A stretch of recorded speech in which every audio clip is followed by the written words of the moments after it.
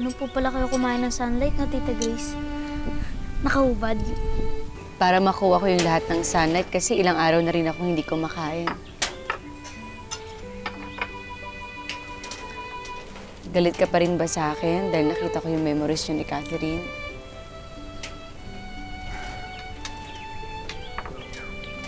Alam niyo po ba, dati pag naglalambing po ako kay Daddy, nagpa-puppy dog face po. Baka kailangan niyo rin po mag-puppy dog face para mapatawag na kayo. Parang ganito po, oh.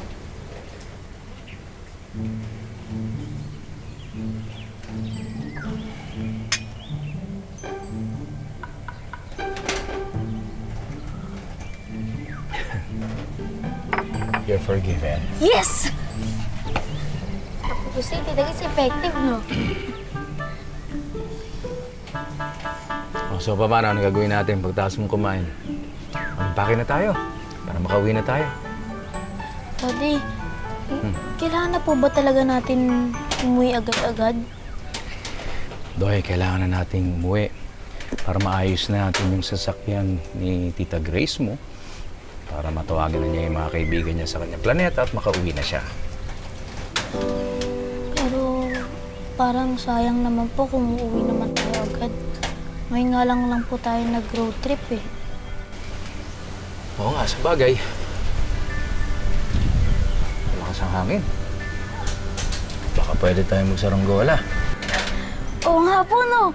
Mukhang masarap po magpalipad ng saranggola ngayon. Tapos tignan nyo, ang lawak po ng ground. Tapos mahangin. Oo nga. Ako din, parang gusto ko magpalipad ng saranggola. Talaga? Gusto mo? Excited na po ako. Tara. Pusin mo na yan. Baka mapagkano. Gagawin mo pag bumapagsak. Gagawin mo yan. Sandali, susubukan Pag tumutok siya paakyat, atake mo gano'n. Sandali, susubukan ko.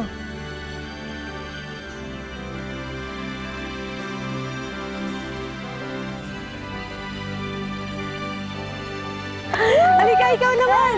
Ikaw.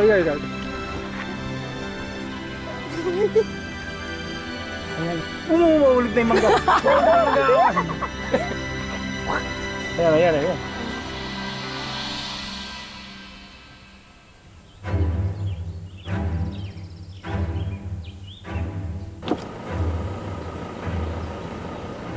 Gotcha.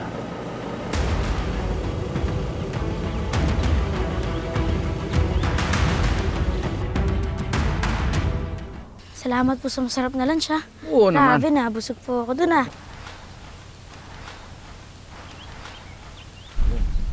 Daddy, sininong chef, oh? Ano? Sininong chef? Oo nga, tignan mo na. Halika. Magtago ka muna. Tago ka, huwag ka magpapakita, ha? Ako po, mag-iingat ka, Daddy, ha? Okay. Hello? Balay Estrella Resort, how may I help you? Hello? Yes, this is Carlos Soriano. Cabin 6 and 7. Favor lang, kung may magtatanong tungkol sa amin, pakisabi lang na nag-check out na kami. And please, huwag kayong magbibigay ng other information. Copy po, sir. It's resort policy naman po to protect the privacy of our guests. Salamat. Carlos! Chef? Ikaw ba yan? Chef! Wow! What a surprise, pare! Grabe. Dito ka pala. Ikaw nga, pare. What a What are you doing here? surprise! Yung kaibigan ko na balikbayan. Yes, sinamahan ko lang. Balikbayan. Wait, Oo. college batchmate ba natin? Do I know him? Or her? Hindi mo siya kilala. Ganun ba? Pwede ko ba siya ma-meet? Kaya lang, kanina pa sila dito. At mamadali, merong pupuntahan eh. May gagawin pang iba. Tapos, malis na. Nagpaiwan na lang kami ni Doy dito para mag-bonding kami. Gusto Sayang. namin yung lugar eh. Hindi ko man lang siya nakilala. So, what brings you here, pare? May pasyente kasi ako na taga rito. Gusto daw niya magpa-consult here instead sa Manila. Patient. Pero mamaya pa yun. Oh, Kasama si Doy. patient. Is Doy with you? Pero na. Sakto. Tama-tama, nandito na tayo. Pwede tayo mag-banding muna. Pwede. Doy!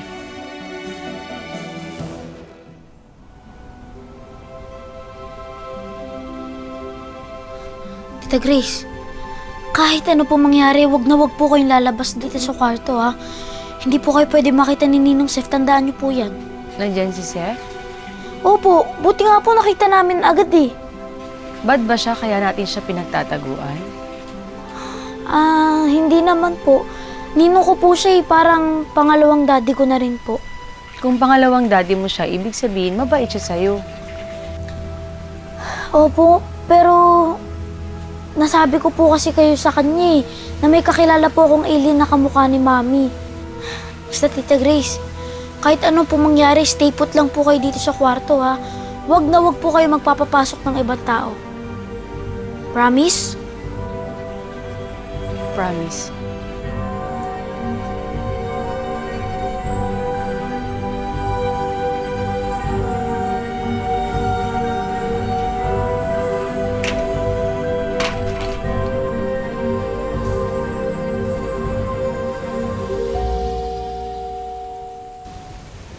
So bro, walang mangyayari doon sa balikbayang friend mo. What's his name again? I mean, babae ba siya? Ayun, nag-enjoy siya. Kaya lang, hindi na rin siya tumagal dahil marami pa siyang ibang itinerary. Doy, are you okay, Doy? Inom lang po ako. Ako rin, water break din ako. Sige bro, wala pang huli.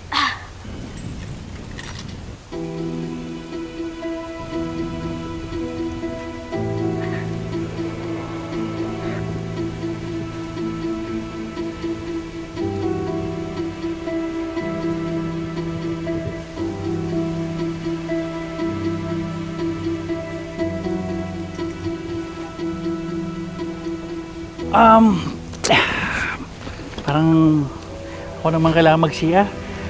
Muna ako parang sumakit yung tiyan ko eh. Oh, sige. Hindi po, Ninong. Okay.